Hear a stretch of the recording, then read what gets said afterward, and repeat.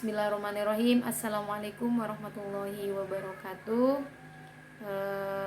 Teman-temanku yang semoga selalu diberikan rahmat, hidayah, inayah sama Allah dan selalu diridhoi oleh Allah dalam setiap langkahnya. Ingat, khairukum man ta'allamal Qur'an wa 'allamahu. Sebaik-baiknya orang adalah yang belajar Al-Qur'an dan mengamalkannya. Ketika kita bisa mengaplikasikan kandungan Al-Quran dalam kehidupan kita sudah sangat bagus dan itu sangat dianjurkan. Tapi teman-teman harus ingat bahwa di dalam membaca Al-Quran ada hukumnya. Dalam hukum Al-Quran itu ada namanya tajwid. Nah, ada juga namanya gharib. Apa itu gharib? Gharib itu bacaan muskilat dan hati-hati yang ada di dalam Al-Quran.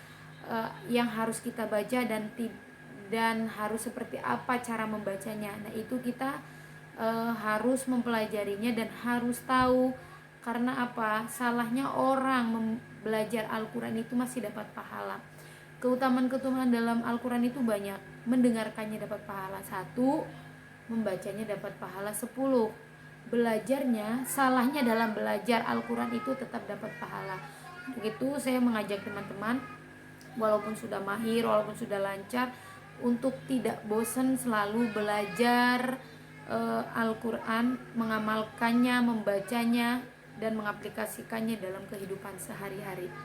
Baik teman-teman, kali ini saya akan mengajak teman-teman untuk lebih mengingat lagi tanda waqaf. Berdiri apa aja tanda waqaf? Yang pertama adalah mim. Namanya waqaf lazim. Yang kedua tanda waqaf titik 3. 2 tanda titik 3. Ini namanya mu'anaqah. Nah, tanda waqaf berikutnya ada to, qola, qofa, dan jim. Ini adalah qofa tanda waqaf. Nah, mim waqaf lazim, titik 3 mu'anaqah, to, qola, qofa, jim adalah tanda waqaf. Yang mana apabila teman-teman di dalam membaca Al-Quran, di dalam atau di tengah-tengah ayat menemukan tanda-tanda ini, menemukan huruf-huruf mim atau tanda titik 3 atau huruf to, qola, qofa, jim, maka teman-teman harus berhenti. Tanda waqaf mu'anaqah itu ada peraturannya. Ketika teman-teman menemukan tanda titik 32 dalam kalimat atau dalam ayat, maka teman-teman harus memperhatikan bahwa ada peraturan tersendiri di sini. Apa peraturannya?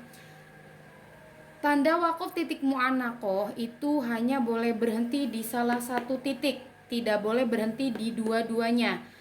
Hanya boleh berhenti di salah satu titik. Apabila teman-teman ingin berhenti di tanda waqaf mu'anaqah yang pertama, maka titik 3 yang kedua harus lanjut. Apabila teman-teman titik 3 pertama lanjut, maka titik kedua harus berhenti. Contohnya yang ada di dalam Al-Quran surah Al-Baqarah ayat 2. Pada ayat Al-Quran surah Al-Baqarah ayat 2 ini, dalam kalimat dzalikal kitabul la raib, di sini ada tanda titik 3, kemudian fihi juga ada tanda titik 3. Peraturannya boleh berhenti hanya di salah satu titik.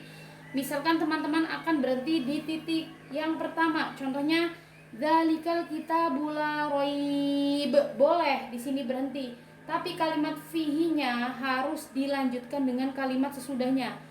Dzalikal kitabul la raib fihi hudan. Nah, apabila teman-teman ingin berhenti di titik yang kedua, boleh. Contohnya dzalikal kitabul la raiba fihi. Maka di sini harus berhenti karena di sininya dibaca lanjut baru ke kalimat berikutnya.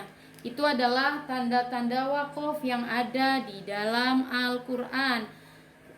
Teman-teman silakan cari di dalam Al-Quran tanda-tanda wakaf ini dan harus lebih berhati-hati dalam membaca Al-Quran.